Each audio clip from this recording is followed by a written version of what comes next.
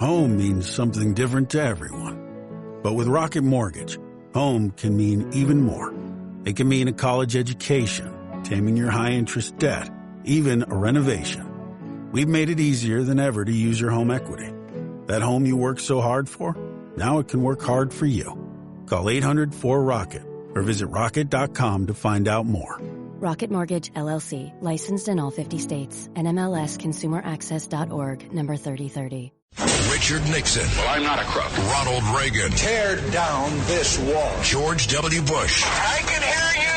The rest of the world hears you. And Donald Trump. And a friend of mine for a long time, he only likes politics. If you ask him about how are the Yankees doing, he has no interest. If you ask him almost anything, he likes politics, and he's a professional at the highest level.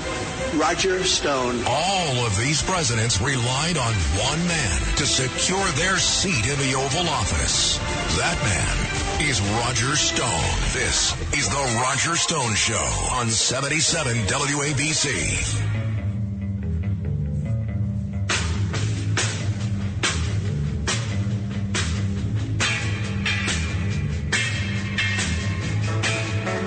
Welcome.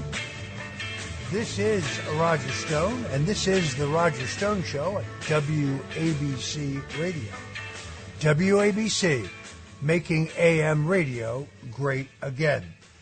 You can find us if you live in the greater New York, New Jersey, Connecticut area where I grew up at 770 on the AM dial, or don't forget we are live streaming worldwide at WABCradio.com.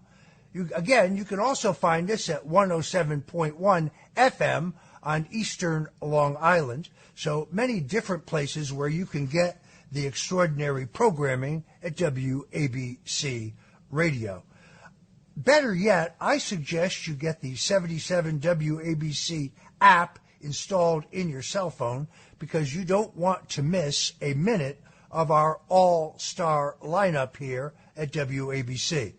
I'm talking about Sid Rosenberg in the mornings. I'm talking about Frank Morano on the other side of midnight. If you are a night owl, that is programming not to be missed. My longtime friend Dominic Carter, who really has his fingers on the pulse of New York City, an incisive radio commentator. Then, of course, there's my friend of many years, Larry Kudlow, on Saturdays. Larry Kudlow is the man who quarterbacked President Donald Trump's successful effort to turbocharge the American economy. Larry Kudlow is the apostle of economic growth here on WABC every Saturday. Then, of course, there is Cindy Adams, my friend of 40 years, the absolute queen of hot gossip right here at WABC. You're not going to want to miss Katz and Cosby. John Katsimatidis will tell you how to become a billionaire, and Rita Cosby will give you some of the most incisive analysis of the news that you will hear anywhere on the radio. So I strongly recommend to you that you download the WABC app for your phone so you don't miss a single minute of the great programming here on WABC. You know, for many years I thought that Adam Schiff was the greatest con man, the greatest congenital liar, the greatest huckster to ever serve in the U.S. Congress. After all, he told us on numerous occasions that he had seen more than circumstantial evidence of Russian collusion between Russian intelligence and Donald Trump's campaign for the U.S. presidency. He put this country through 2.5 years of living hell. At the end of the day, he produced no evidence whatsoever of this alleged Russian collusion. In fact, the special counsel, John Durham, who took 5 long years to reach this conclusion, concluded definitively that there was never any probable cause, in other words, no evidence whatsoever of Russian collusion with the Trump campaign to justify either the appointment of special counsel Robert Mueller, who tried to lynch me in a Soviet-style show trial, basically charging me with lying under oath to Congress in my voluntary testimony about Russian collusion, which never actually happened. In fact, on November 3rd, 2020, only by the orders of a federal judge, the U.S. Justice Department was forced to put out a press release, which they did at midnight on Election Day, the busiest news day of the year, in which even Robert Mueller could not sugarcoat the fact that he found, quote, no factual evidence, close quote, of Russian collusion, WikiLeaks collaboration, or any other crime on my part. In fact, he said that even if he had found any evidence that I was exchanging information with WikiLeaks, which he did not, it would not have been a crime because those activities would have been covered by the First Amendment. Now I must conclude that there is somebody much worse in Congress. That would be Congressman Dan Goldman. Just this week, Dan Goldman attempted to defend Hunter Biden's sweetheart plea bargain deal, insisting that it should be compared to the preferential treatment that I got from the IRS. And then Eric Swalwell, remember him? That's the congressman who got caught having a sexual affair with a red Chinese spy. Her name was Fang Fang. She, unfortunately, later would die in a tragic airplane accident. How coincidental. Well, it turns out Congressman Swalwell penetrated her, and she penetrated his congressional office with an intern. This is of particular concern because, as a member of the House Intelligence Committee, he had access to some of America's top classified military secrets. But he jumped on this bandwagon, too, telling CNN that Roger Stone got a sweetheart deal from the IRS. Folks, it is a vile lie. Let me walk you through it. In 2020, after I was pardoned, while my lawyers were in the midst of what they call offer and compromise negotiations over 1 year's taxes, 2006, the government brought a $2 million lawsuit, a civil lawsuit against my wife and I for back taxes in 2006 alone. Now, it's important to note that 3/4 of that amount, $1.5 million, is interest and penalties. So the actual amount that I owed was about $500,000. It was once much greater than that, but my wife and I made 8 solid years of monthly payments without ever missing or being late for a payment. The IRS steadfastly refused to negotiate any reduction in either interest or penalty. Because Mrs. Stone is a meticulous bookkeeper, we proved that we had not failed to declare a single penny of income or any asset whatsoever. Contrast that with Hunter Biden. He failed to disclose $10 million in income, according to current press reports, while we declared every single penny. And as I said, we made 8 years of monthly payments without ever missing any. So now I will have to pay $2 million back to the IRS in monthly payments, probably for the rest of my life. In other words, we got no break, we got no discount, we got no special treatment. This is apples and oranges. Hunter Biden, on the other hand, did get special treatment. On today's show, Garrett Ziegler with the Marco Polo Research Group, who has meticulously analyzed, annotated, and footnoted Hunter Biden's laptop, will join us for a full breakdown on what happened in a Delaware courtroom this past week when the Justice Department and Hunter Biden's colluded together to tuck in an immunity agreement, which, if it had not been caught by an honest federal judge, would have given Hunter Biden total and complete immunity for all of his crimes, crimes which I think there is evidence include money laundering, influence peddling, extortion, bribery, illegal lobbying, and yes, treason. Also joining us today is Nick Adams, known on Twitter as the Alpha Male. He will drop in to talk to us about the activities of the Flag Foundation. That is the foundation that is teaching our children about the fundamental documents, the Declaration of Independence, the U.S. Constitution, reverence for our history as a democratic republic. But he's better known as the Alpha Male, a man who advocates a rigorous program of prayer, eating a thick, juicy steak, a golf foursome with the boys every knock back so mess here. Also, we will be joined by Cash, former staff for the U.S. Defense Department, one-time counsel to the House Intelligence Committee, and he will drop in to tell us why he thinks that impeaching Joe Biden would be a horrific mistake. In the meantime, we are seeing, since folks tune in here to hear about politics, an extraordinary development in which, while Trump is maintaining a commanding lead in the polls among Republicans, South Carolina, and all of the early contest states for the Republican nomination, it is absolutely clear from reports in this past week's New York Post that Special Counsel Jack Smith intends to charge Donald Trump yet again.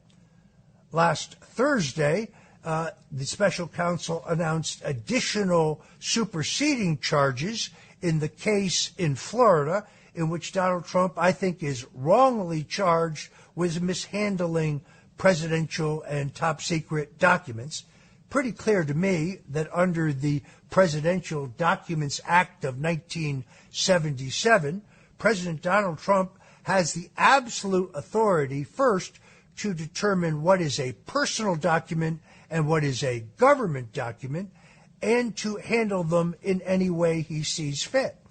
If you don't believe me, look at the ruling by Judge Amy Berman Jackson, who just happened to be the judge who sentenced me to 3 years in prison, even though I did nothing wrong, when she ruled that former President Bill Clinton, who was maintaining disks of information that included federal information and documents in a sock drawer in his home, was entitled to do anything whatsoever he wanted with those documents.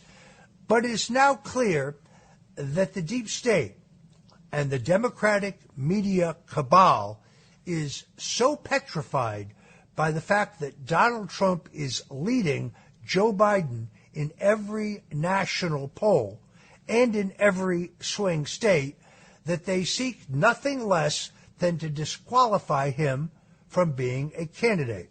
How could that happen? Well, there's really only one way. I'm not an attorney, but I have talked to some of the best attorneys in the country, and they would have to charge Donald Trump with being involved in sedition against the United States in connection with the riot at the Capitol on January 6th. Even though now that Donald Trump's Twitter feed has been restored, we know that at least twice that day he urged people at the Capitol to act lawfully and to respect law enforcement. But under the 14th Amendment of the Constitution, if he were to be successfully convicted of sedition, he would not be eligible to be a candidate for president, and he would not be allowed to appear on the ballot. That, unfortunately, is, I think, exactly what Special Counsel Jack Smith has in mind. Then there's the other possibility regarding January 6th, That is that they would charge President Donald Trump with interfering with a government proceeding because he did exactly what the Democrats did in 2016, which is to seek a delay in the certification of the Electoral College to cement the election of Joe Biden. Also, it is alleged that the president may have been involved in the putting forward of alternative electors in the states where the election results were in dispute, seeking to send those electors back to the state legislatures who have the final authority to ascertain the final election results, certify them, and determine who are the correct electors to be certified in Washington. In 1960, there was a dispute in Hawaii where the electors who were pledged to Richard Nixon based on a vote count on election night were certified by the Hawaiian legislature and were to go to Washington, but Senator John F. Kennedy disputed the election results in Hawaii, believed that when all of the absentee ballots were counted, he would be asserted as the winner, and he filed a set of alternative electors. Well, in the end, John Kennedy turned out to be right. The legislature reversed their actions, and the electors who were pledged to John F. Kennedy were correctly counted in Washington in the certification of the election of John F. Kennedy. The Roger Stone Show here at WABC. My guests have included President Donald Trump, General Michael Flynn, country and western superstar John Rich, Trump impeachment lawyer David Schoen, and then, of course, today we have, again, a terrific lineup for you that includes Garrett Ziegler from the Marco Polo Foundation, Kash Patel, former chief counsel of the House Intelligence Committee, and you've got to see this guy on Twitter, Nick Adams, the ultimate alpha male, all right here on The Roger Stone Show. Once again, if you don't know how to listen to the show and you're out of town, I strongly recommend that you download the WABC radio app to get our entire incisive lineup. This is the best of AM radio. And I think maybe it's a good time for a shout-out to John Katsimatidis, the owner and operator of WABC, because he is leading the fight to maintain AM radios in the next generation of vehicles. Not so long ago, the Ford Motor Company and Tesla both announced that their next generation of cars would not include an AM radio receiver. Now, an AM radio receiver is extraordinarily inexpensive. It is not a great burden, but AM radio is the source of much of the alternative information that is out there in the country. AM radio is the heart of those who disagree with the so-called mainstream media. It's also a fact that the National Emergency Broadcast System is based in AM radio. So what they're proposing is actually extraordinarily dangerous, both for our culture and for America, as well as for the country. The other point I would have to make, since everybody tunes in here for politics, is I note the implosion of the candidacy of Florida Governor Ron DeSantis. A stunning new poll nationally shows that while Donald Trump defeats Joe Biden 49-39 in the state of Ohio, Ron DeSantis also leads 41-39, but more importantly, in the presidential contest, and this is stunning, Donald Trump now leads, according to Ohio Northern University poll, at 64%, where Vivek Ramaswamy now comes in second at 12%, and Ron DeSantis has dropped to 6%. We have seen a precipitous drop in the support of Ron DeSantis across the board. His unfavorable rating is dropping here in the state of Florida.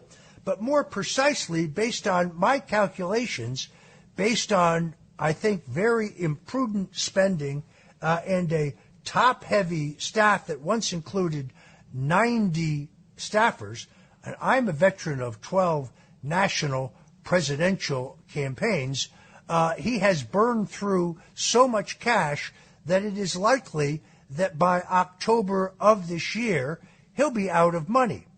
The number of small and medium-sized donors to his campaign is virtually de minimis. So although he has raised tens of millions of dollars, most of that money comes from big donors who have now maxed out and can't give him any more. He hasn't spent any time or money developing a base at the grassroots of smaller donors as Donald Trump has. 64% of the money raised by former President Donald Trump has come from small and medium-sized donors. If, in fact, Donald Trump is charged in the coming week, either in Georgia, where I think he's done nothing wrong, or in Washington, D.C., where I also think he has done nothing wrong, I predict to you that he will take an upward trajectory of as much as 10% in the polls, and his campaign will collect tens of millions of more dollars in small contributions. Yes, folks, it is totally, completely counterintuitive to what we expect to see in American politics. But the more that the media cabal, Democrat combine attacks Donald Trump through the use of lawfare, the stronger and more powerful he gets. This is The Roger Stone Show, and as the late, great Jackie Gleason would say, away we go. Morning decisions. A creamy mocha frappuccino drink? A sweet vanilla? Maybe a smooth caramel or that white chocolate mocha. Whichever you choose, delicious coffee awaits. Start your day with bottled Starbucks Frappuccino drinks. Pick up a bottle near you wherever you buy your groceries. Halliday presents, in the red corner, the undisputed, undefeated Weed Whacker Guy. Champion of hurling grass and pollen everywhere. And in the blue corner, the challenger, extra strength Halliday. Eye drops that work all day to prevent the release of histamines that cause itchy allergy eyes. And the winner by knockout is Halliday. Halliday, bring it on. Oh my God, it's the coolest thing ever. Hey guys, have you heard of Goldbelly? Well, check this out. It's this amazing site where they ship the most iconic, famous foods from restaurants across the country anywhere nationwide. I've never found a more perfect gift than food. They ship Chicago deep dish pizza, New York bagels, Maine lobster rolls, and even Ina Garten's famous cakes. Seriously. So if you're looking for a gift for the food lover in your life, head to goldbelly.com and get 20% off your first order with promo code GIFT. Richard Nixon. Well, I'm not a crook. Ronald Reagan. Tear down this wall. George W. Bush. I can hear you. The rest of the world hears you. And Donald Trump. And a friend of mine for a long time, he only likes politics. If you ask him about how are the Yankees doing, he has no interest. If you ask him almost anything, he likes politics, and he's a professional at the highest level. Roger Stone. All of these presidents relied on one man to secure their seat in the Oval Office. That man is Roger Stone. This is The Roger Stone Show on 77 WABC.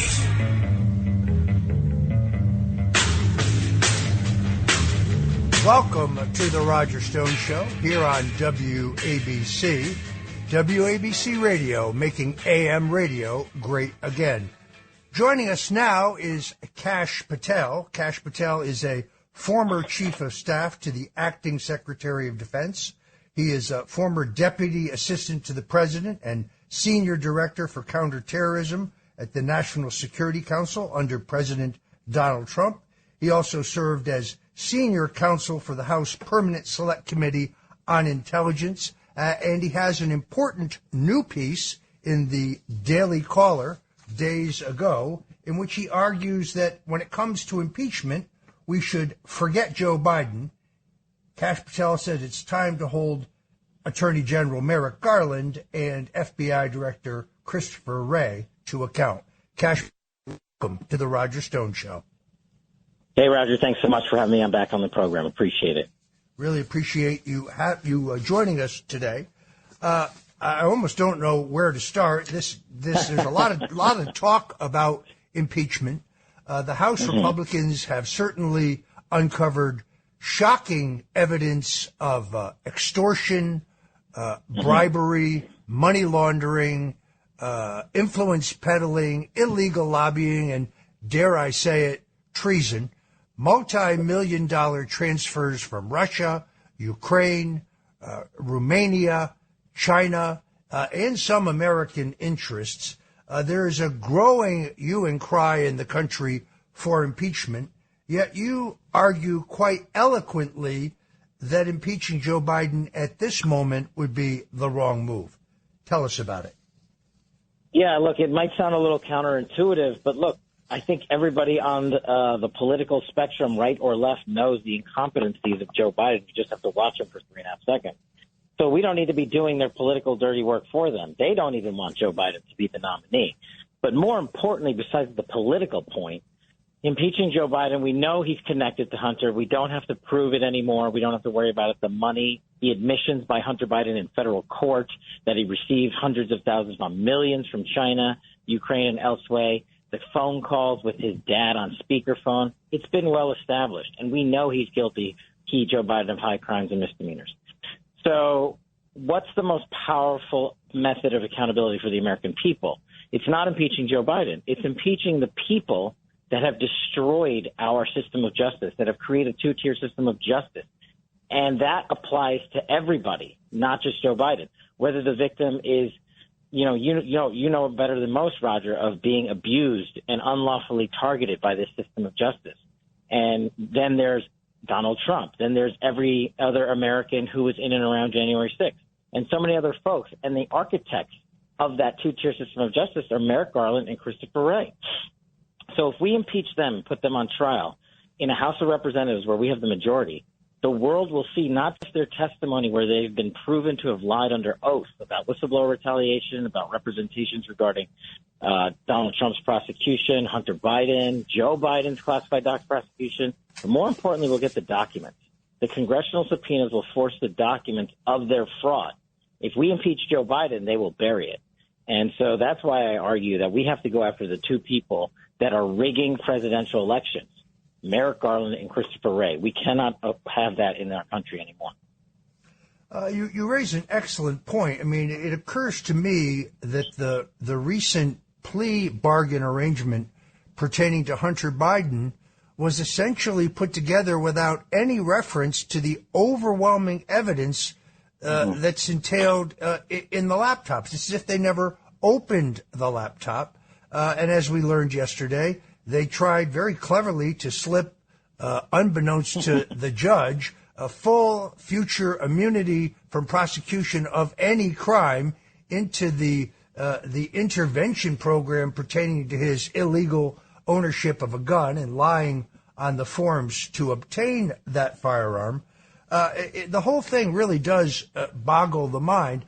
Somewhere I remember that Congressman Comer, the chairman of the Oversight Committee, was demanding that the FBI turn over certain documents pertaining to Hunter Biden and pertaining to transfers to Joe Biden as well as Hunter Biden. And the FBI director was resisting. Comer was talking about a contempt citation. But then, as I recall, the FBI allowed Comer and other members of the House to go examine the documents in some secure space, but never turned it over. What happened to the contempt citation? Exactly. And so it's all interconnected. The fact that you have an FBI director, Wray, and Garland at DOJ, the Attorney General, who have committed a contempt violation, that is a federal felony. And if we had a single-tier system of justice, just remember what happened to the likes of Peter Navarro and Steve Bannon when they committed a purported contempt violation. They were referred to DOJ, prosecuted, and are awaiting prison sentence. Why should the director of the FBI and Merrick Garland not be treated the same when they have violated at least 6 congressional subpoenas? And they had to take him to breach of contempt just to force a redacted version of a document that shows their corruption, which takes us all the way back to Hunter Biden. The only way to get the documents, all the other recordings, we're talking about 11023. Just think about all the internal emails and communications Merrick Garland and his team of government gangsters have with FBI Director Chris Wray and his leadership team, corrupt cabal of leaders. The only way to get it is a contempt proceeding, an impeachment against those two. And just to circle back to Hunter Biden's plea deal this latest week, they were directly involved in it. What do I mean by that? I was a former national security prosecutor and public defender. I handled 100-plus gun cases like this. No one has ever received pretrial diversion. Why? Because the DOJ regulation signed by the Attorney General 25 years ago says specifically, no one who is charged with a gun possession crime involving narcotics can receive pretrial diversion except and unless the Deputy Attorney General or the Attorney General signs off personally. That is Lisa Monaco and Merrick Garland. They're the same corrupt actors that tried to goose the judicial system, got caught by a democratically appointed judge, and they were trying to conduct unconstitutional plea bargains to cover up the biggest crime cover-up since Russiagate, and that's why we got to go back and impeach Garland and Wray. And all the other information will come out. Hunter Biden's corruption, Joe Biden's corruption. But that's the only way we prevent an election from being rigged yet again by the weaponized DOJ and FBI. I saw a comment by a comedian yesterday who said that if you received pretrial diversion connection with a gun crime, well, then you ain't black. I mean, the truth of the matter is that everyone else in this country who did what Hunter Biden did has done time for it. But not only were they prepared to give him a walk, they tried to bury within that agreement very broad immunity against prosecution for any other crime. We're going to have Garrett Ziegler from the Marco Polo Research Organization on the show later today to break that down for us further. But, Cash, I have now had the opportunity to read all of Merrick Garland's testimony before the Congress regarding these matters, and I've also had the opportunity to read all the testimony of the various whistleblowers, including Mr. Shapley, and I think it's Mr. Ziegler. There seems to be a real discrepancy, meaning either the Attorney General lied to Congress or these whistleblowers lied to Congress. But as someone who was charged with lying for Congress, despite the fact that no misstatement I ever made was material, no misstatement I ever made hid any underlying crime, I kind of think you're right that all of that needs to be explored, and the best vehicle to do so would be an impeachment proceeding. Absolutely right. And we have to remind America the only place where Republicans even have a modicum of power is the House of Representatives, where we have a slim majority. We don't have the White House. We don't have the FBI. We don't have DOJ, CIA, NSA, DOD, or anything else. And we don't have most of the judiciary. But the impeachment process, as you and your audience very well know, is just the bringing of charges. And that's the critical issue here. I know that it's rigged over there in the Senate when it comes to bringing impeachment charges, but that's not the point. Remember, they launched a fraudulent, baseless, unlawful impeachment against President Trump when Schiff and his cronies, Vindman and Charmella, lied about information under a quote-unquote whistleblower protection statute to come in and falsely accuse President Trump of a what? Quid pro quo with Ukraine. How ironic and hypocritical. But they brought it, and nothing came out, and actually we exposed their corruption. We now should take a page out of their playbook. And I'm not saying what we're going to do is unlawful and unethical. We're going to actually bring an impeachment proceeding based in unlawful conduct of Christopher Wray and Merrick Garland. We are at that moment in time where our Congress needs to show up and show the American people that they're going to swing for them and stop with the stupid headline grabs of saying, oh, let's impeach Joe Biden, as if that is going to get you anything except maybe one day in a primetime slot on whatever network at night. It's not about you, the people in Congress. It is about serving the American people to prevent another election from being rigged and taken away from us. And we've got to go after Garland and Wray, the twins of architecture when it comes to injustice. I don't think most Americans understand the hardship that these courageous whistleblowers have shown. Have been subjected to the economic hardship, the family problems. Some of them were actually at one point homeless. You have used a nonprofit to raise money to help the families of these whistleblowers, yet Congressman Dan Goldman of New York accused you of bribery, accused you of bribing these whistleblowers, essentially paying for what he alleges is false testimony. Would you speak to that? Absolutely. Look, whistleblower protection statute is incredibly important to exposing waste, fraud, and abuse. I handle these matters at the House Intelligence Committee, and it's ironic and, again, hypocritical that when we have credible whistleblowers who come forward and show that the FBI is rigging presidential elections, that they're going and getting in bed with big tech to censor free speech that they don't like if it benefits Donald Trump and so many others, that they're going and targeting Catholics. These whistleblowers are the only reason we know about it. And the left doesn't own the monopoly on charitable organizations. So the Cash Foundation is there to help people who, after they come out with credible information, like these brave whistleblowers did, we help them because Chris Wray lied and retaliated against them, took their well-being, took their checks, moved them across the country, took their household goods, and removed their ability to take care of their children and families. So, yeah, we stepped in because they were brave enough to put the truth out and put their careers on the line, and FBI Director Chris Wray ruined them for it. And guys like Dan Goldman, when he says we're buying him ahead of time and he knows he's lying, he got caught. And we took it one step further. I referred Dan Goldman to this DOJ. I know they're not going to do much, but for criminal violations of federal statutes, for unethical behavior as a congressman. I also referred him to the House Ethics Committee. You have to go after these people. And his backtracking on the story is hilarious. Oh, well, we didn't really know what we were talking about. We were just going off some statement. And he put out a clear tweet saying, I am Donald Trump's puppet. I'm buying and bribing whistleblowers. And this is unlawful conduct from the well of Congress. There's a statute that allows prosecution for it. And I'm going to stay on it. I know this DOJ won't do anything, but this is why we have to go after Merrick Garland. It's all interconnected, and Chris Wray. When Donald Trump's back in power, we will prosecute the likes of Dan Goldman and company and make sure members of Congress aren't going to be like the likes of Schiff and Swalwell and Goldman. And so we are not going to bend the knee. If you know people in need, the Cash Foundation is there, not just for whistleblowers, but anybody, law enforcement, active duty military. We've got a scholarship. We're helping whoever you want. Go to thecashfoundation.com. Check it out. We've got the best merch line in the business. Cashfoundation.com, folks, if you want to help these brave whistleblowers and their families. Cash, you served as senior counsel for the House Permanent Select Committee on Intelligence. You were investigating everything surrounding Russiagate, and come to find out, the FBI was actually spying on you while you were fulfilling your obligations as a staffer to a legitimate legislative inquiry. This makes Watergate, I'm sorry, look like small potatoes. Where does that case stand? Yeah, no, look, I mean, I wish it wasn't, just about me, but the point is we have to expose corruption wherever it lies, and that's what I talk about so often in Government Gangsters. We can't count on the career politicians to do the jobs they used to do credibly.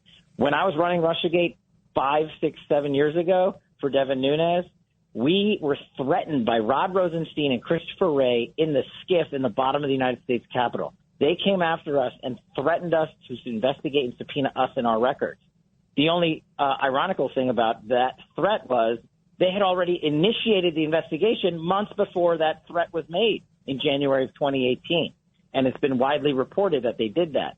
But we didn't find out about the investigation that they did covertly against us until 3 months ago when Google informed me, of all people. Google said, hey, you were a recipient of a grand jury subpoena from the Department of Justice for your emails, banking information, personal information.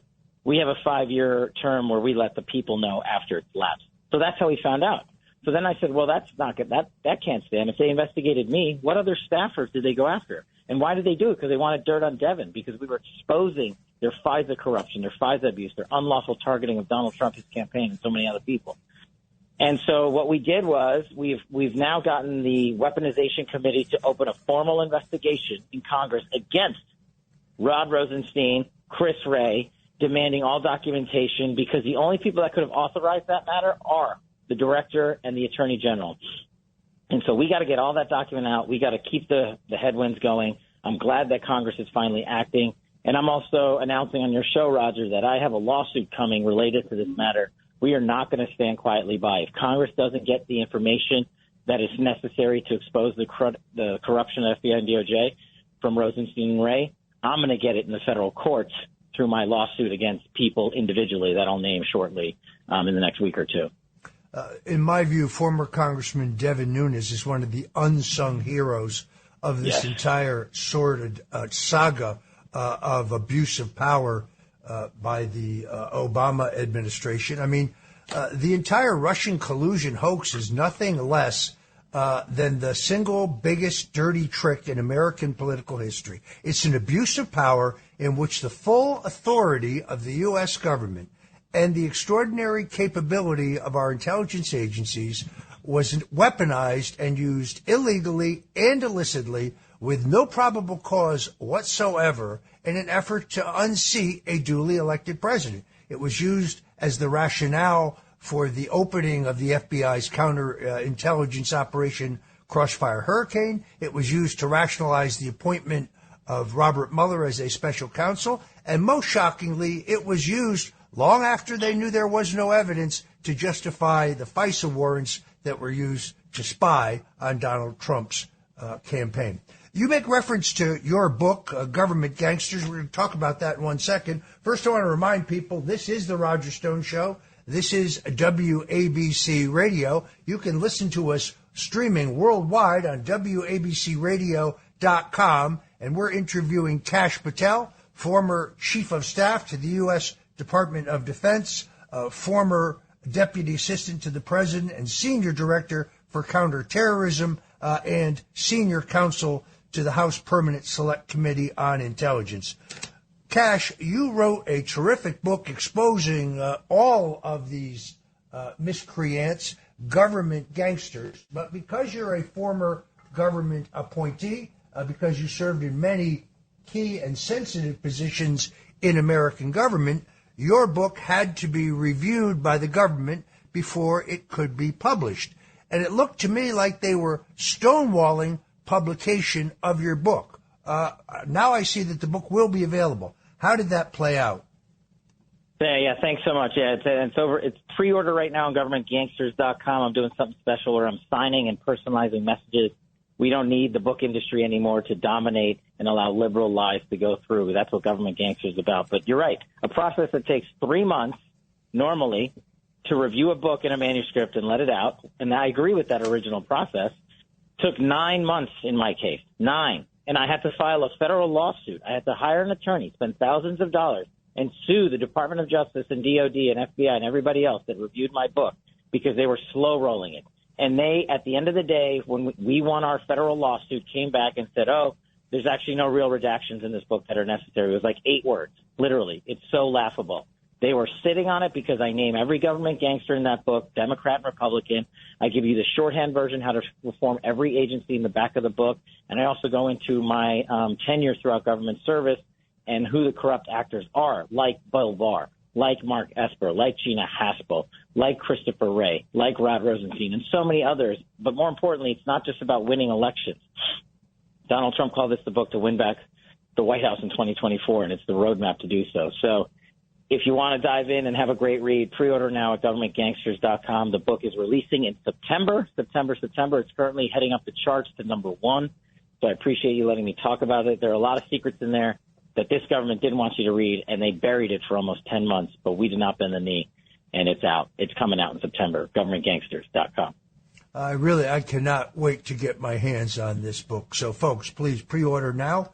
I think there's a lot of bombshells there about to be revealed. It's amazing to me how the Department of Justice can move very quickly when they want to, and they can also move very slowly when they want to. So between the raid on Mar-a-Lago, which I think is a totally fabricated crime, because I believe under the Presidential Documents Act of 1977, President Donald Trump is entitled to decide what is a government document, what is a personal document, and do anything he wants with them. But between that time and the time that he's charged is a matter of months, and then they want to go to trial originally this December.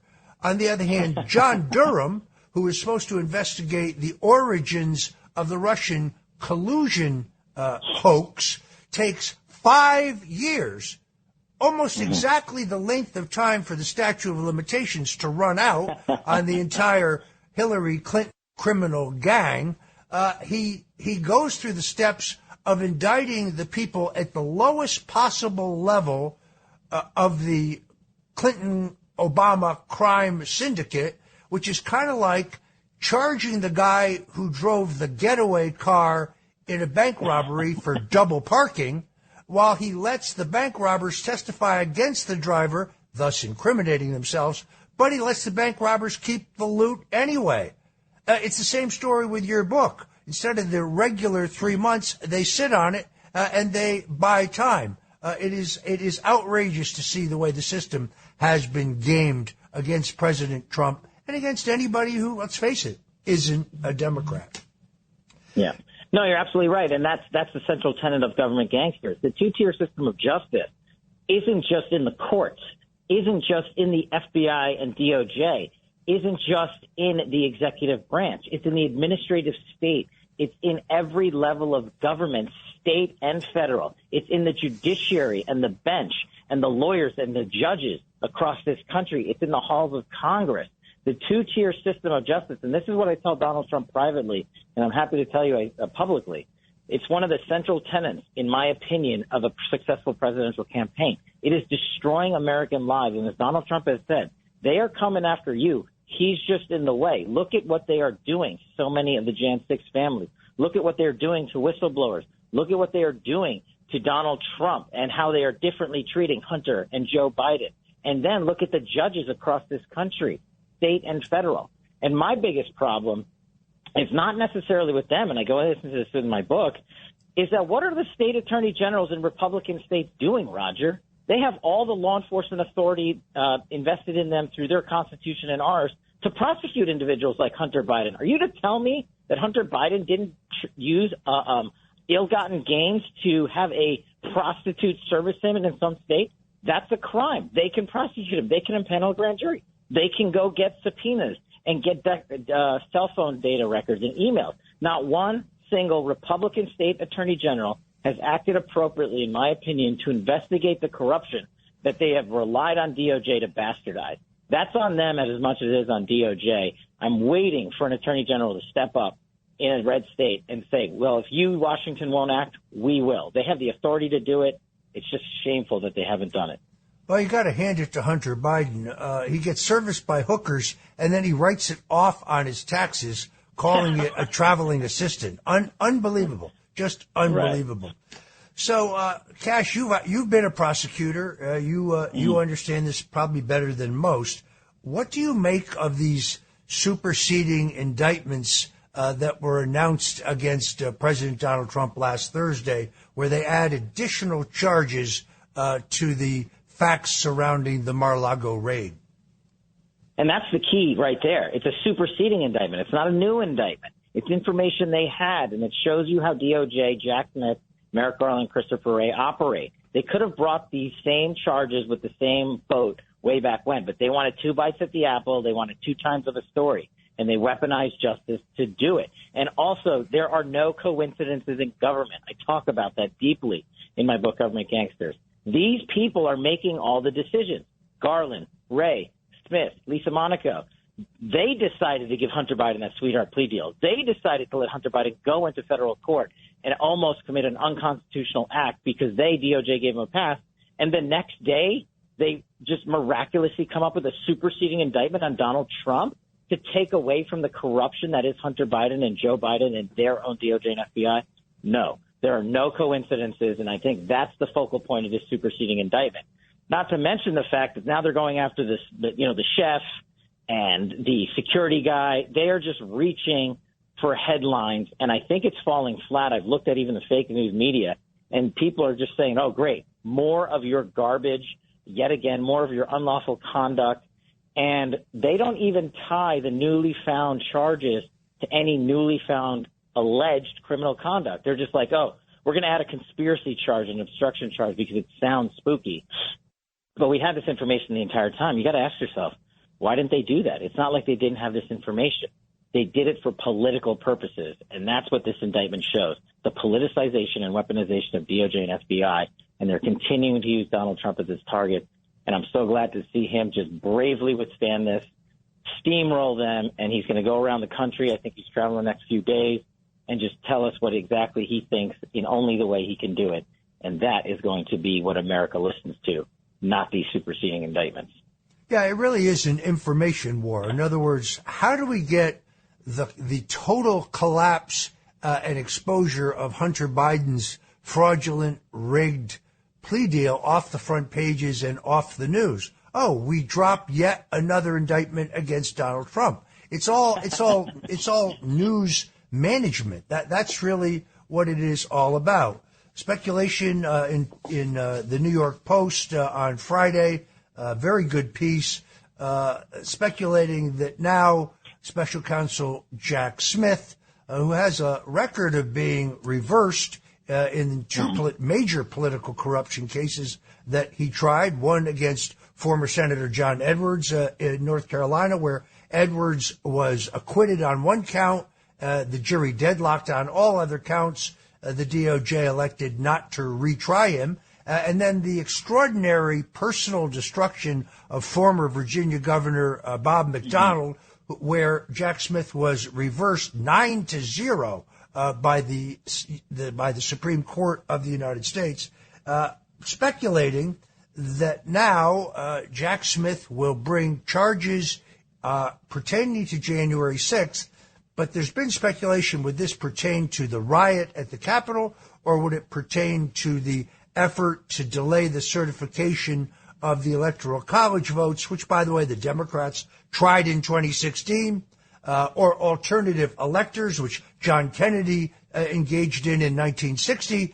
But it now appears that it will be both, the belt and suspenders approach to getting Donald Trump. What do you think? That's just it. That's what they're doing. And we have to highlight that, like you did, that the unlawful, unethical conduct, it's the same people making these decisions. Jack Smith, Merrick Garland, and I'm going to add one to the list, Karen Gilbert, who is Jack Smith's deputy. She's the deputy special counsel. When I was a federal public defender in the Southern District of Florida, she was a federal prosecutor there. I caught her and her protege hiding Brady evidence in the largest narco trafficking case we had tried down there to date. And the case ended up basically being thrown out. If that weren't enough, Karen Gilbert herself, while a federal prosecutor, authorized, without seeking permission, the unlawful wiretapping of a defense attorney's phone with a conversation he was having with his investigator to help him prepare for trial. She was about to be thrown out of the Justice Department by the federal judge overseeing that case before she, quote unquote, got reassigned and resigned temporarily. Now where do we find her? No surprise, leading Jack Smith's charge. She's the Andrew Weissman of Jack Smith. And so we have to put these characters on full blast because we have to show the American people they are acting unlawfully, they are acting unethically, they are acting politically. And that's what you're seeing play out here with the now, the leaks about what's coming on January 6th, et cetera. I think you are going to see a massive boomerang effect. They are highlighting their faults, nothing that Donald Trump did illegally because he didn't do anything unlawfully. And people are now starting to see, Roger, that these aren't right-wing conspiracy theories, that Donald Trump's innocent, that Donald Trump acted appropriately on January 6th, that he acted appropriately and not unlawfully as it relates to Mar-a-Lago or anything else. People are starting to see these collection of government gangsters repeats itself all the time. And as I say always, all roads lead back to Russiagate. Karen, whether it's Merrick Garland or, Christopher Wray or Rod Rosenstein or Lisa Monaco, the current Deputy Attorney General who is running the entire operation for Garland out of DOJ and is in bed with the corrupt prosecutors at the special counsel's office. It is the same cabal of government gangsters, and we have to expose them. And the only way to do that is to subpoena Christopher Wray and Merrick Garland and institute impeachment proceedings so we get all the communications and all of their unlawful conduct out in the open. Because there's one thing I learned in government service that you can rely on. These government gangsters think they are so above the law that they will never get caught.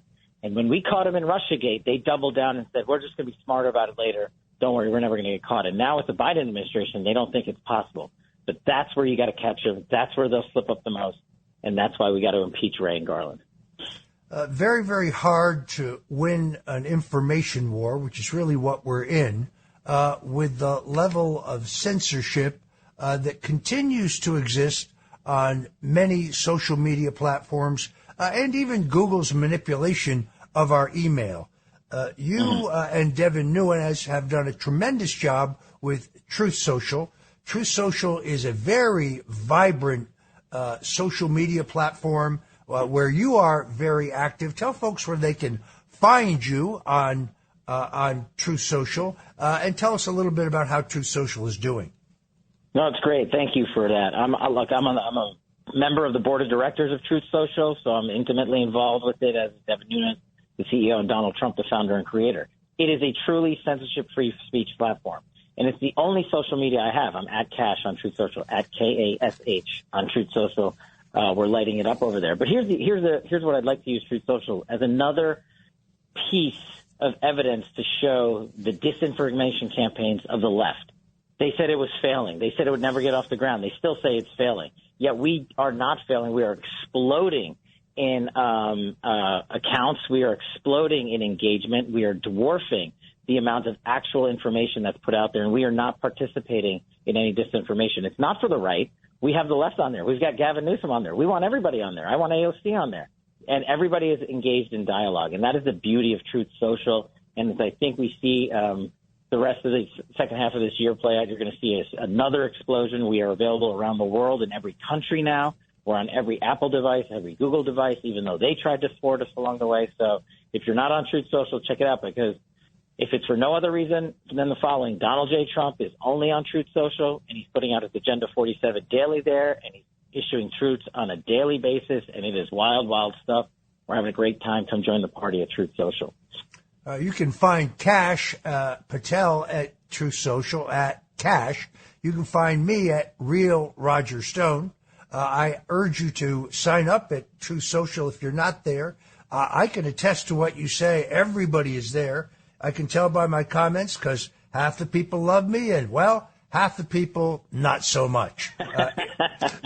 I'm honored to have Cash Patel on the Roger Stone Show today. He knows that I admire him so much, I have named one of my dogs after him. That is not to mock him. That is to honor him. It is a true privilege to call you a friend, and I thank you so much. Your gut affects everything, even your mood. So Ollie created 2 brand new products to take care of your insides. Ollie Big 10 Probiotic has 10 strains of probiotics, their most ever, to support a healthy gut microbiome, immune system, and stress response. And Ollie Super Good Superfoods delivers 15 superfoods in tasty gummy form. Find them at Ollie.com and exclusively at Walmart. Ollie! These statements have not been evaluated by the Food and Drug Administration. This product is not intended to diagnose, treat, cure, or prevent any disease. ChatGPT Plus is free for college students through May. Here's the thing. You've got a lot to do between now and then. Studying for finals, writing papers, trying to keep your life on track. And ChatGPT can help with all of it. It can quiz you for your econ exam, make a study guide from your French notes, plan out your meals and study breaks. It can get really specific on how you like to learn. It can even help you come up with ways to stop procrastinating. So from now until summer break, take advantage of all the ways ChatGPT can make your life easier. Restrictions apply. Lights, camera, innovation. Walt Disney Studios chose advanced 5G solutions from T-Mobile for Business to transform the movie-making process.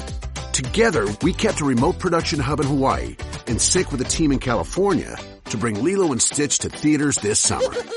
This is picture-perfect collaboration. This is Walt Disney Studios with T-Mobile for Business. Take your business further at T-Mobile.com/now. For joining us. Richard Nixon. Well, I'm not a crook. Ronald Reagan. Tear down this wall. George W. Bush. I can hear you. The rest of the world hears you. And Donald Trump. And a friend of mine for a long time, he only likes politics. If you ask him about how are the Yankees doing, he has no interest. If you ask him almost anything, he likes politics, and he's a professional at the highest level. Roger Stone. All of these presidents relied on one man to secure their seat in the Oval Office.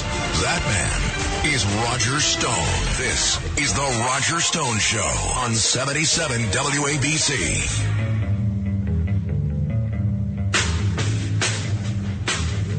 Welcome back.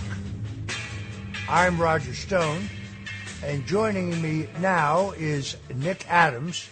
You might know him from Twitter, where he is known as the Alpha Male.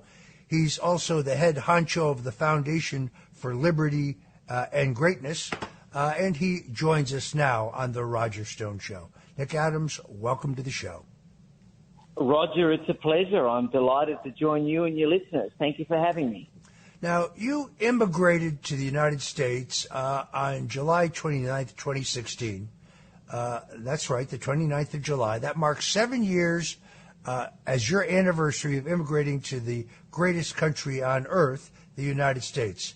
How does it feel? I mean, how do you feel? This country has had quite a change. Roger, look, it's a great question. I get it a lot. Obviously, I fought very hard to come to live in the United States.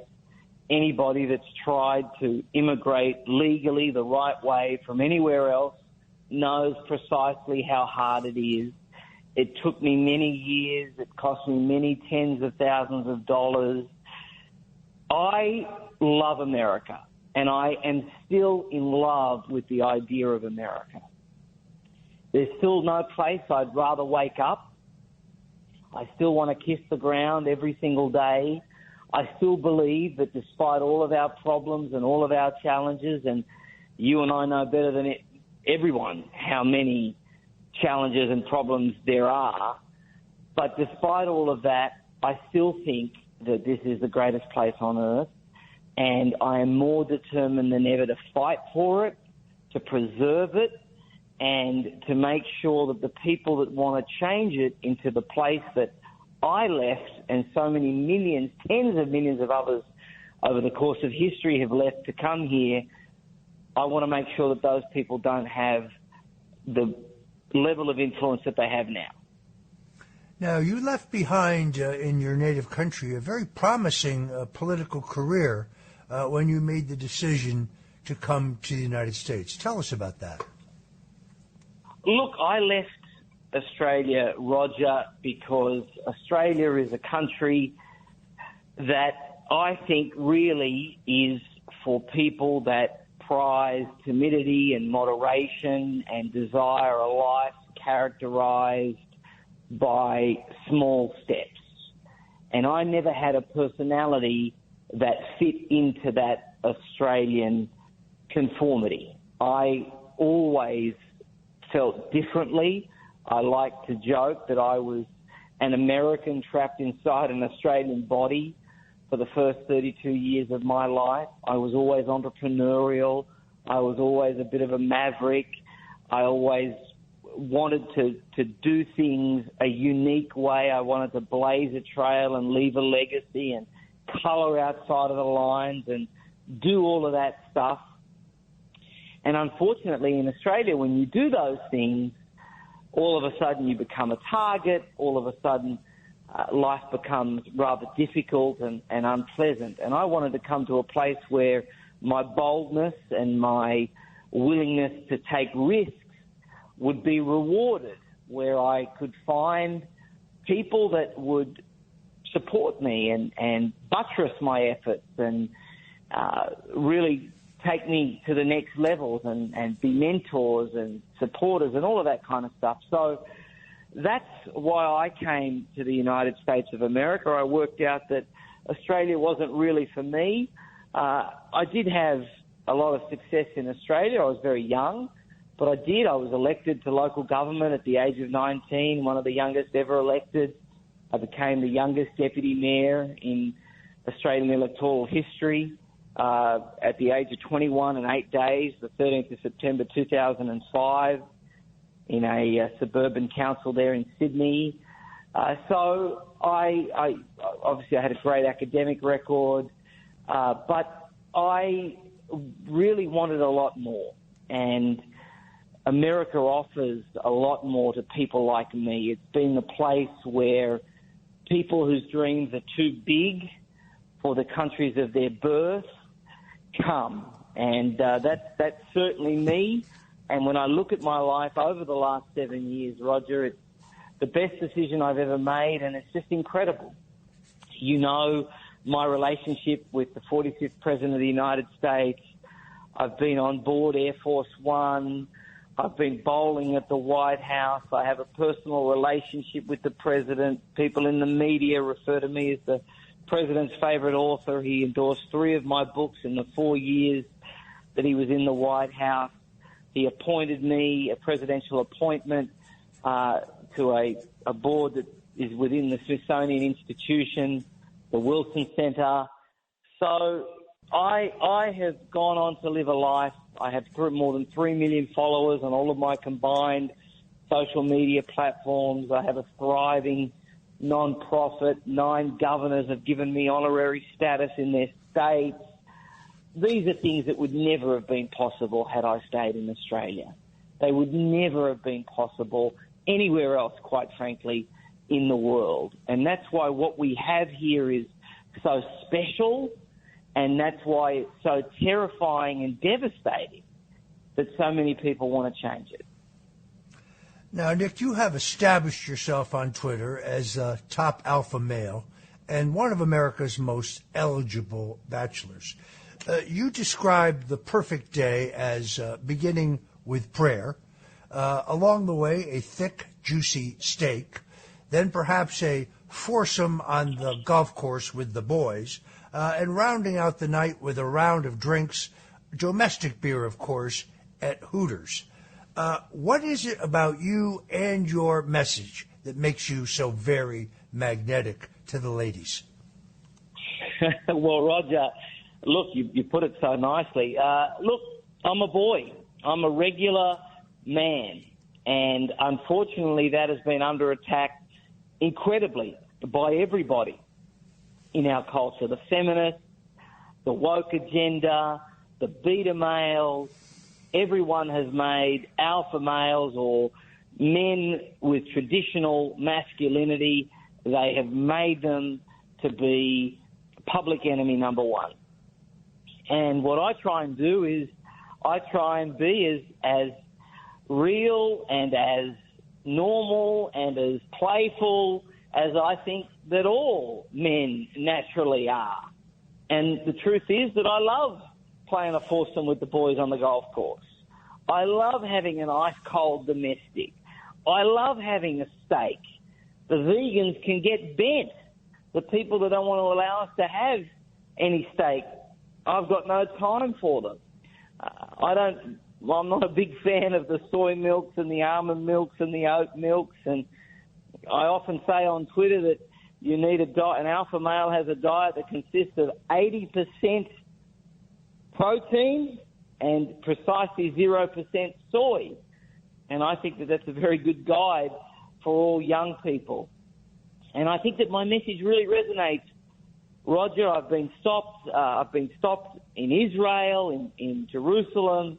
I've been stopped in New York City. I've been stopped in Washington, D.C. on the street by young men that love this message, that feel like I have empowered them to be able to celebrate their masculinity, to not be ashamed of it, to not have to apologize for it.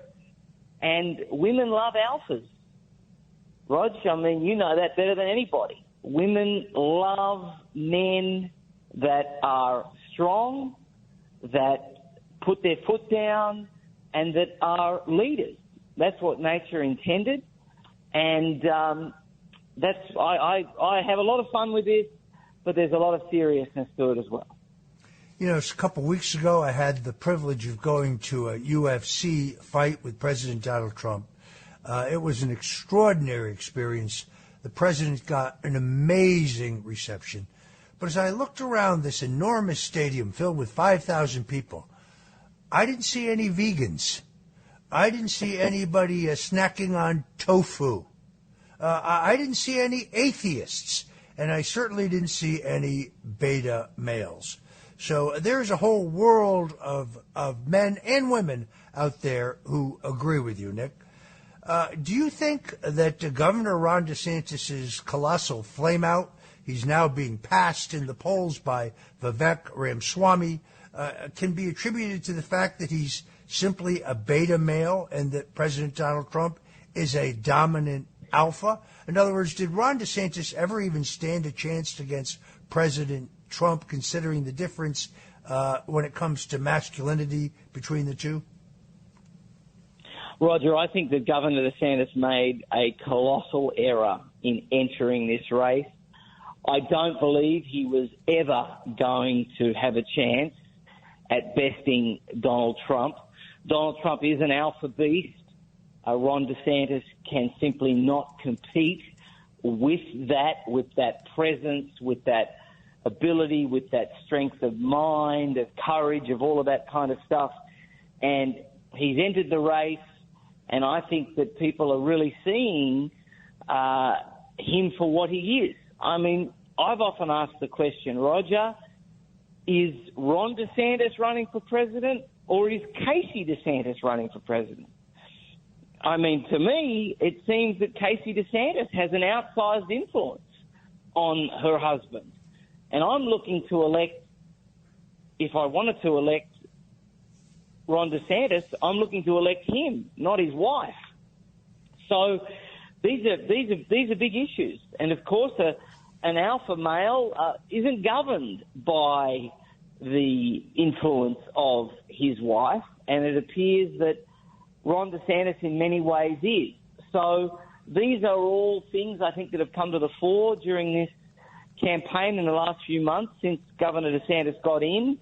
It's very sad. I don't know that he is ever going to fulfill his potential politically, whatever God had in store for him. I don't think that is going to be possible now because of this grave error of misjudgment, which also, I might add, he's also contravened another key tenet, Roger, which is loyalty. Alpha males are loyal. They're loyal even when it is not in their interests to be loyal. And here is somebody that would not be who he was, would not have the chance to have done what he did in Florida were it not for Donald Trump. And the first opportunity he gets, he decides that he is going to run and against the man that made him.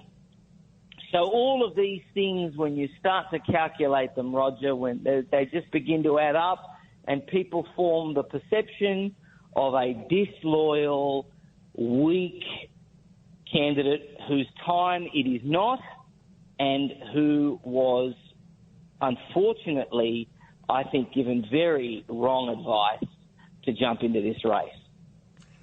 Nick, what do you make of the media's obsession with shoving men competing in women's sports down our throats? Is this rooted in a love of women, a hatred of women, a love of men? What's behind this entire trope? Yes, it's quite incredible, Roger. I mean, obviously it is a hate of men. They want to normalise women's sports because they don't like to see men going at it and succeeding. They want to condition men that women are the physical pinnacle of humanity. For thousands of years, men's sports have been universally acknowledged to be the pinnacle. And what they're trying to do, Roger, is artificially elevate women to our level by conditioning young men to think that women's sports are impressive. That's it in a nutshell. Folks, if you're just tuning in, this is the Roger Stone Show. You're on WABC Radio. You can find us at 770 at the AM dial if you're in the greater New York, New Jersey, Connecticut area. Or remember, we are streaming worldwide at WABCradio.com. You can hear us any place in the world. So go to your cell phone now, call a relative, call a friend, call an acquaintance, call your family, and let them know they can tune in to the Roger Stone Show and the rest of the great lineup here on WABC and get them to tune in now. Nick, let's get serious here for a moment. You serve as the head honcho of the Foundation for Liberty and Greatness. You're doing some very, very important work. Tell us about the work of your organization called FLAG and exactly what you're doing. Yes, Roger. So I started FLAG on the very first day that I immigrated, the 29th of July, 2016. FLAG is the Foundation for Liberty and American Greatness. We have been, up until now, all about two very simple things. Number one, teaching civics, and number two, putting patriotism back in K-12 schools. In 2017, we teamed up with interns from the late Justice Antonin Scalia's office, and we got the United States Constitution into plain, simple, easy-to-understand English that even a fifth grader can comprehend. We launched it live on Fox News, on the Fox News Plaza in Manhattan, back when Fox News was Fox News. And that resource has been a rocket ship for us.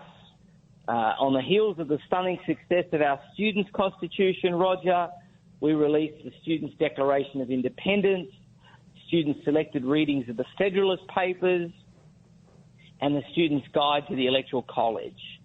Our most recent resource is Freedom versus Socialism, a high schooler's guide, and we now have more than 1.6 million students all across the United States of America that have at least one of those 5 resources in their hands.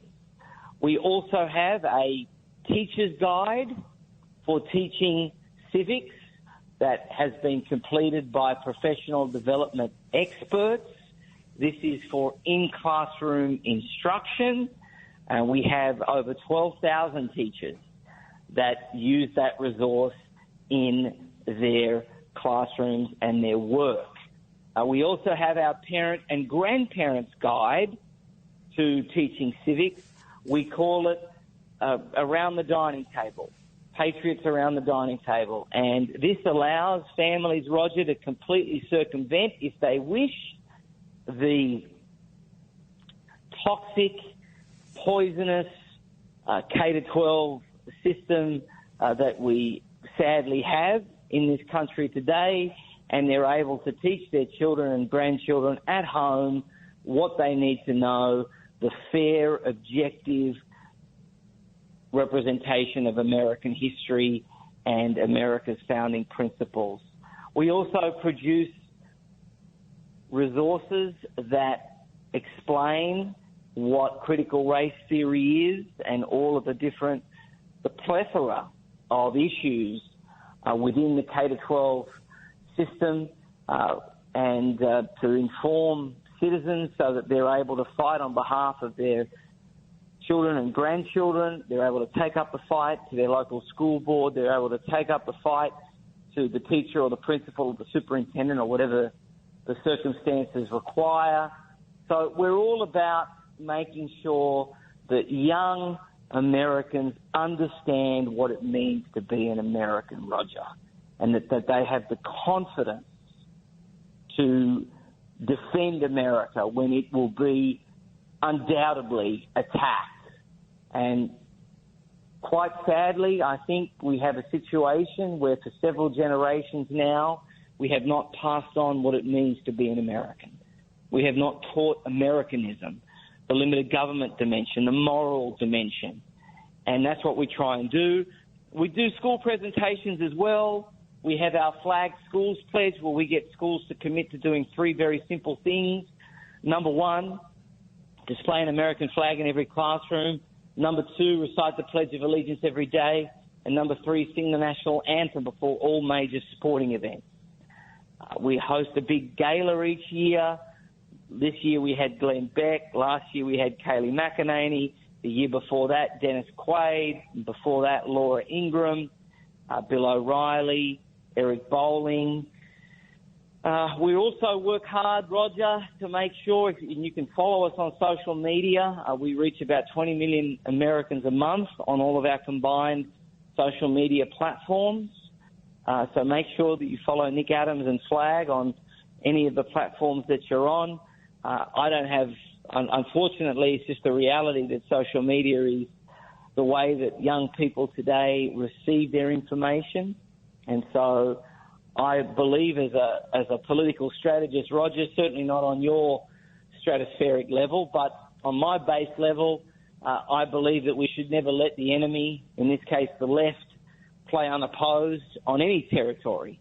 And so as much as many regular, ordinary Americans have a contempt for social media, we really have a responsibility to have a presence on there to push back against so much of the woke nonsense that is being spouted there. So Flag has grown from strength to strength. We are a 501c3 non-profit, so our work is only possible because of the generosity of patriots across the country. If you like what we do, and you can go to our website, flagusa.org. That's flagusa.org. You can have a closer look at all of our activities, and if you like what you see, I would encourage people to consider making a 100% tax-deductible donation. And you can do that online, flagusa.org/donate. flagusa.org/donate. Nick, if you could change 3 things about society today to make it more friendly to alpha males and to patriots, what would that be? Well, Roger, if you have a look at all of the different statistics, you see that there are a number of human rights issues that affect men disproportionately. And I'm talking about things going from war deaths to suicides to workplace deaths, false allegations of rape. There are so many of those that I think need to be given attention. And all of us have got brothers, fathers, sons, grandfathers, nephews. So every single person has a stake in this. And so on a serious level, I think these are things that need to be addressed for men as a whole. 3 things that would make alpha males the world a better place or an easier place. Stop making all of the domestic beer so woke. We're running out of beers that we can drink. We want our beers to be ice cold. We want them to be domestic. But unfortunately, with what Bud Light did, and they own so many different breweries and beers and stuff, we're really stuck with Yingling right now. And so it'd be nice to kind of have some more domestic, non-woke beers, certainly. It would be great if there was a Hooters in every zip code for alpha males. I think that alphas love going to Hooters where the drinks are cold, the food is good, and the view is outstanding. And then I think that it would behoove society for alphas to have a coffee shop where it's just black coffee, Roger, and there's none of the other, shall we say, effeminate stuff, effeminate options. Now, this month, you published your first ever children's book, Kenny the Koala, has just been released. Why did you feel it was important to write this book? Because the reality is, Roger, that our children today are being, in so many instances, fed the most vile and outrageous and inappropriate and pornographic material imaginable.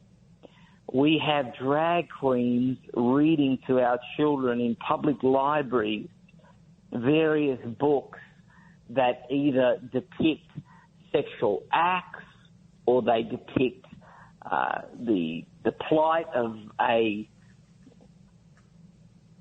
transgender young person or whatever it might be. And Kenny the Koala comes to the USA. It is my first children's book, Roger. I wrote it. It's autobiographical. It's really my story. I'm essentially Kenny the Koala. It's my story, but I wrote it because it's uplifting, it's inspiring, it's truthful, and it's patriotic. And it's about Kenny the Koala who falls in love with America over in Australia and comes to the country, looks around, likes what he sees, falls in love with the place, does the right thing in terms of becoming legal, and does his citizenship test, stays here, and achieves great things. And I think that's exactly the kind of book and the kind of message that young people, that our children need to be hearing and reading about and listening to. They need to have uplifting stuff. They need to have patriotic stuff. This is a very classic children's book. It's been number one on the Australian and Oceanic lists for at least a month on Amazon. So I would highly suggest to anybody listening, if you have a grandchild, if you have a child, or if there's any kid that you think that would benefit from this, Kenny the Koala comes to the USA. You can get it at Amazon. You can get it in all good bookstores. But it really is an old-fashioned tale of American greatness and exceptionalism. The children love the main character, Kenny. They love all the different places that he visits all across the country. We've had rave reviews, Roger, and I just think it's so important in order to, we have to compete with these alternate, frankly, evil publications and messages that young children are getting. And I think the only way to do that is by doing that, is by producing our own stuff. So Kenny the Koala comes to the USA, brand new children's book. Please think about going and getting it. So the first time I met Nick Adams, we did indeed meet at Hooters. We knocked back a few ice-cold domestic beers. And we thought about ordering the wings, but then Nick confessed that, like all Americans, he loves a good pizza. So we went across the street, had some of the greatest New Haven, Connecticut style pizza ever. Now, Nick, you may not be aware of this, but right now in New York City, which everyone recognizes is the mecca of the greatest pizza in America, woke bureaucrats in the administration of Mayor Eric Adams are seeking to outlaw and ban pizza ovens that are fueled with either coal or wood. This would have the effect of closing some of the greatest pizza emporiums on the face of the planet. We're talking about John's of Bleecker Street. We're talking about Tantano's. We're talking about Grimaldi's. We're talking about Spumoni Gardens. These are emporiums of the greatest pizza. So when I hear about your work at Flag, I realize that what you are doing is fighting those who seek to bury our heritage, to cancel our history. So I salute you in this fight, and I say, give me pizza or give me death. Thank you, Nick Adams, for joining us on this Roger Stone Show. Parents of twins, if you're familiar with far-off drop-offs... Dad, stop, right here. Or get DMs about what's for dinner, you may be experiencing tween milestones. For your son or daughter, these can start at age 9. HPV vaccination, a type of cancer prevention against certain HPV-related cancers, can start then too. For most, HPV clears on its own. But for those who don't clear the virus, it can cause certain cancers later in life. Embrace this phase. Help protect them in the next. Ask their doctor today about HPV vaccination. Brought to you by Merck. Shopping is hard. I can never find anything in my size. I don't even know my size. I buy my clothes the same place I buy my groceries. There's a better way. Make it easy with Stitch Fix. Just share your size, style, budget, and done. Your personal stylist sends pieces picked just for you. That was easy. Stitch Fix. Online personal styling for everyone. Free shipping and returns. No subscription required. Get started today at StitchFix.com. Welcome back. This is The Roger Stone Show, and joining me now is Garrett Ziegler. He is the head of the Marco Polo Research Organization. This is a nonprofit organization that has dedicated itself to publishing all of the Hunter Biden laptop material, which is, of course, in the public domain. But they have done a yeoman job of annotating it and footnoting it to make it completely understandable and transparent to the American people. There's no analysis here. What they have published are the raw goods. Any American can go to MarcoPoloUSA.org. You have an opportunity there to download the laptop contents, or you can order a bound version of this shocking evidence. Don't worry about the pornographic images. They have been blurred. This is a family program, and Marco Polo is a family-friendly organization. But I was stunned when I received my bound copy, because what I see here is evidence of massive crimes, including extortion, bribery, money laundering, influence peddling, illegal lobbying, and let's just say it, treason. Garrett Ziegler, welcome to the Roger Stone Show. Thank you very much for having me. I appreciate it.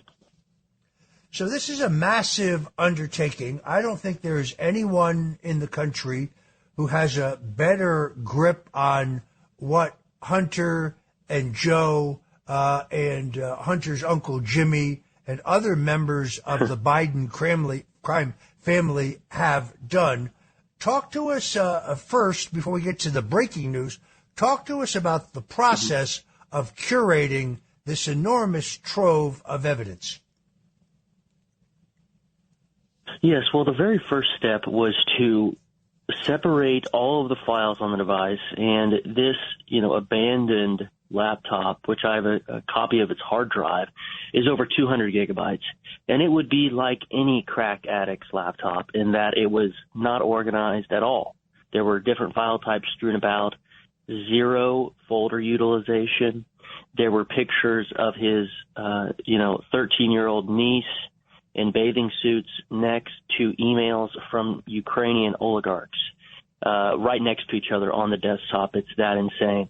So what we did was separate each file by its type. So we put all the PDFs in a file, all of the emails in another folder, and we systematically went through each and every email in the course of about 13 months, from 2021 to October of 2022. I went through all 128,000 emails, went through all the photos, both of which we've put online, as you mentioned at the start. And the goal, Roger, was very simple. We were about identifying verifiable criminal activity. The report is only about statute and regulation violations, and the number that we arrived at was 459. There's 459 violations of state and federal laws and regs on the device. A lion's share of those were committed by the Bidens. But like we'll talk about, this is really a RICO enterprise. There's about 3 to 4 dozen people who have surrounded the Bidens for decades, and their livelihood, sustenance, prestige, and access depend on Joey. And so sometimes it's not Hunter committing the crime per se, but he's definitely conspiring to do so. They always want to maintain multiple layers of plausible deniability. That phrase was used by Jimmy Biden himself in the Beverly Hilton Hotel with Tony Bobolinsky and Joe Biden. So they always want to maintain plausible deniability. So if, God forbid, somebody like me comes up, they can say, well, Joey didn't know all the details. Well, that only works if your F-up son doesn't leave his laptop at a repair shop. Now, like most truth tellers, you have been very aggressively harassed by Hunter Biden's $1,800 an hour lawyers. They've sent me threatening letters. They've sent my counsel, Tyler Nixon, threatening letters. They don't seem to understand that this information, I first learned about it in the New York Post. I learned more about it by going to MarcoPoloUSA.org. This information is in the public domain. There is no crime here. The only crime that I can see is that John Paul McIsaacs turned it over to the FBI, and they sat on it and did nothing whatsoever. McIsaacs, as I understand, based on what I have read, then passed it on to former New York Mayor Rudy Giuliani, who can be heard right here every weekday at WABC Radio. And He, after ascertaining its authenticity, passed it on to one of the oldest newspapers in the country, the New York Post, where Miranda Devine, one of the bravest and most courageous and meticulous journalists in the country today, began deconstructing an epic tale of corruption. Exactly. You got the chain of custody right, and I think because Abby Lowell knows in his bones. Now, he is a legal mercenary, not unlike the Florentine army of old. He's a total hired hand. He doesn't really believe in anything but Abby Lowell. If you tell him to jump, he'll ask how high, and he'll tell you, oh, you also owe me, $1,800 an hour to jump. So I don't think he actually believes there is any legal liability on my part, on Rudy's part, etc., from the standpoint of publishing, because, like you said, Roger, there are multiple layers between me and Hunter leaving his laptop there. And let's just go to their best argument. Their best argument is that the Delaware statute makes abandoned property only abandoned after 1 year, right? Whereas the work order that Hunter signed, we verified his signature. The work order Hunter signed said 90 days after the completion of the data job. If you do not pick up your device in 90 days, it becomes the property of the shop owner. Well, let's go with Abby Lowell's half-hearted argument. Even if it's a year under Delaware state law, which usually is the level of law that governs these agreements, is not necessarily federal, that still protects us, because John Paul McIsaac didn't send a copy of the device to Robert Costello, who just signed on to a letter we wrote last week to the judge asking her to reject this plea deal, until August of 2020. I know I'm getting in the weeds here, but their best argument falls on its face because it was more than a year. So it was clearly abandoned property. Hunter was addicted to crack cocaine. We found on his laptop 57 instances in which he misplaced his iPhone. He had to use his iPhone, or he had to use an app called Find My iPhone 57 times in a span of a little over 100 days. So this is somebody who serially misplaces things, and that's because of a just wicked addiction to crack cocaine. So it's totally plausible. This story on its face, if somebody's listening in today and has never heard of the Biden laptop, never heard of me, they would not be blamed for stepping back and saying, wow, this is something, right? So much incriminating evidence on the sitting U.S. president. But once they delve into it and read these emails, which they can go read on BidenLaptopEmails.com, they're going to see that it all fits. And that is why I have been obsessed with this, not unlike a hunting dog for nearly 2 years, because it doesn't go higher than this. If I were just interested in corruption at any level, I could occupy my time by just talking about state reps or senators. Lord knows, like say Menendez in New Jersey, he wakes up and goes to sleep corrupt. There's no end to what I could dig into to Robert Menendez. By the way, speaking of which, Roger, Abby Lowell represented Menendez and got him off on that federal case, hilariously. But it's because Joe is the most powerful man in America on paper, although I would say that the Council on Foreign Relations and his handlers are actually controlling him. But nevertheless, this scandal goes to the very top, and that's why it intrigues me, because like we were talking about before, Richard Nixon and other mortals have gotten sandbagged for much, much less. In the Constitution, which I was just reading last night to be very clear on the language, what they tried to impeach Trump for could never be inferred by the language. High crimes and other misdemeanors. There was nothing. They had no quid pro quo. They didn't even really have a quid. It was really an ask. Hey, and by the way, hilariously, the DOJ already had an active investigation into Hunter in Ukraine when Trump asked that, but none of these talking heads ever mentioned that there was already an active investigation, so he wasn't doing anything wrong to begin with. However, the Constitution says treason, bribery, and other high crimes and misdemeanors. If the allegations pan out that Joey did accept $5 million in some form, meaning cleanse it through 10 shell companies, make it go through 10 different wire transfers so you don't know where it's coming from, and he'll get it on the other side through his power of attorney Mel Monzak.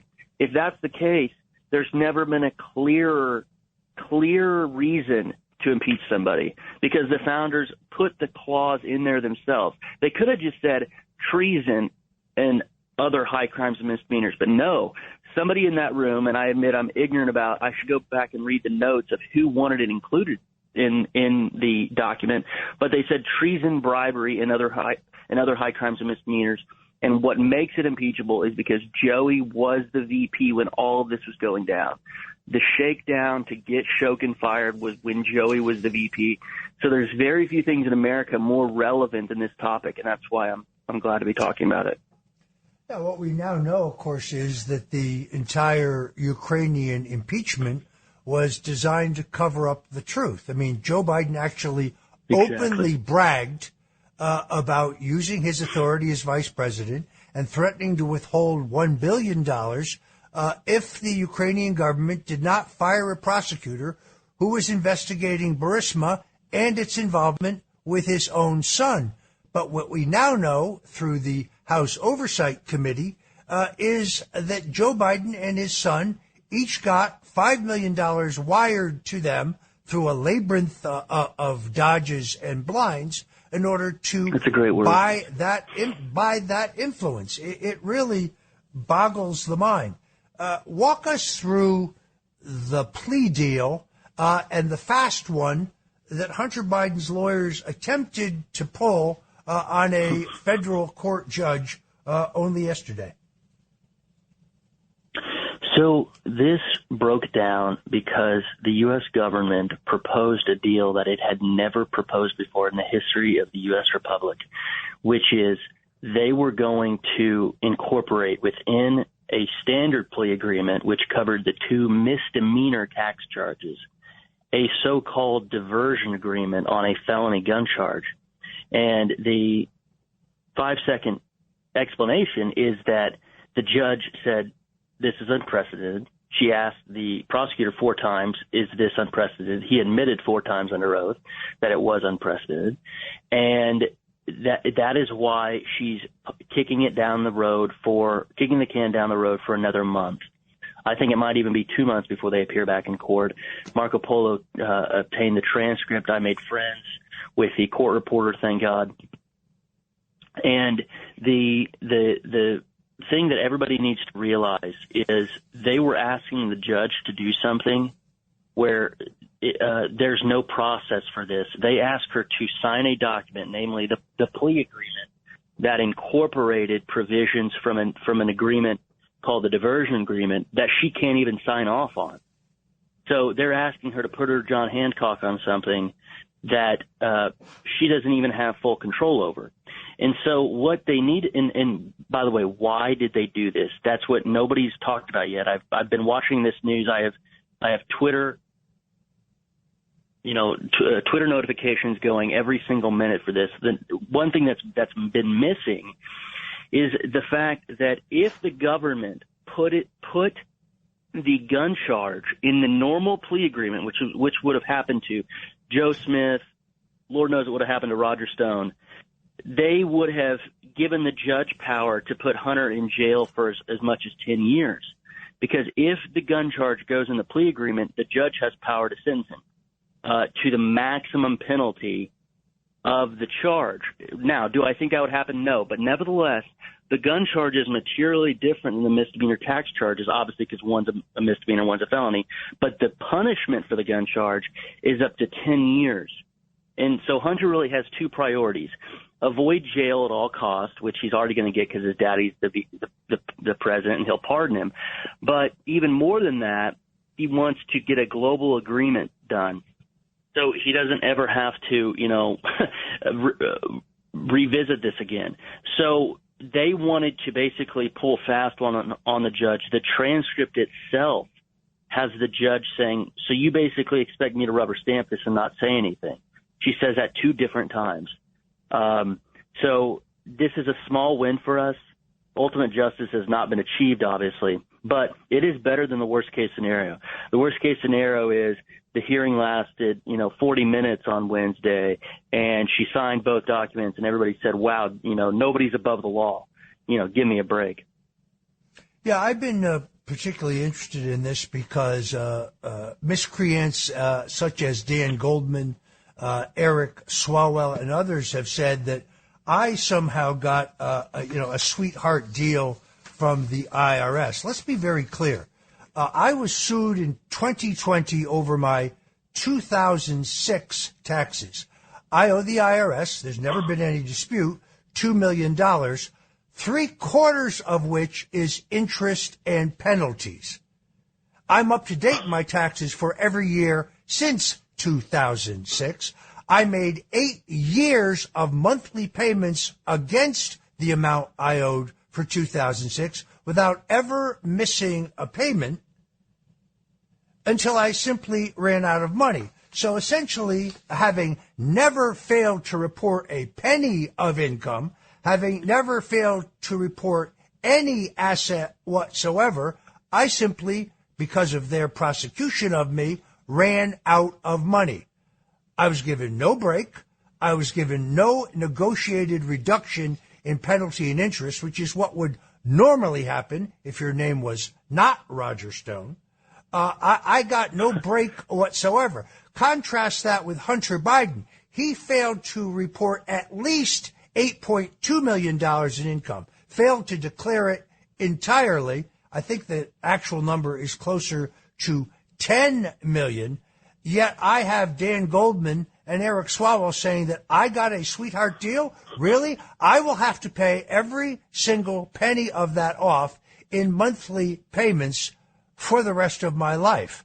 And the massive amount of information that the government required had to be compiled by my wife, who was at that point battling stage 4 cancer. This woman sat at a computer from 7 in the morning to sometimes 1 o'clock in the morning to meet the government's deadlines to submit all of the information. But because she is a meticulous bookkeeper, we proved to the government that we had reported every single penny of reportable income, that we had hid no assets, and that this is apples and oranges. Nothing even remotely like the case of Hunter Biden. Still, I am smeared today by they saying that I was given somehow a preferential break compared to these slap-on-the-wrist charges against Hunter. Well, thank you for bringing that up, because that's why we have to stay on this. This is what's happening to Hunter is a joke, and this is late Roman Republic level corruption, where we do not have equal application of the law, and there's really nothing more sobering than that. Nothing that I can say that's more sobering than that. But the only silver lining is that even IRS line agents are coming forward and saying what Hunter got was preferential treatment. Even people that I don't even know if their motives are correct or they're honorable are saying this is a joke. So I'm going to stay on this for the entirety of the case. I've made friends with the court reporter, thank goodness. So I'll be getting the transcripts every single time there is something in person. And more concretely, Roger, I don't believe that this deal, which has been leaked by Politico, thank goodness, so we can read it online, this deal is not going to be presented to the judge in the same form. There's probably going to be a combined information which will hopefully, if they put all 3 counts in a single document, which they should have done to begin with, it will give the judge discretion to sentence Hunter above what the prosecution recommends, which was probation, hilariously and corruptly. Usually, we believe that the prosecution and the defense counsel are on different teams, correct? That's not the case here. they're on the same team, which is give a limited hangout to the American public, say that, hey, look how honorable Joey Biden is. He let this investigation go forward, and he didn't just preemptively pardon his son. The fact of the matter is that there were, like you said at the start, dozens of felonies, which our report goes into. Think about it. Think about the chutzpah. Hunter was deducting payments to his pimps as business expenses. So if, people are out there and, they don't really know the ins and outs of, say, bribery charges, think about it this way. Your president's family believes that trips to hookers and pimps are business expenses for the Bidens. That's what the first family believes are essential expenses for their businesses. Obviously, this is a joke. I'm being facetious. But Hunter believed he could deduct 10. And by the way, our report, like you said, features very little opinion, hardly any, except at the very, very end, the last 2 pages of where to go from here. The rest is screenshots of wire transfers.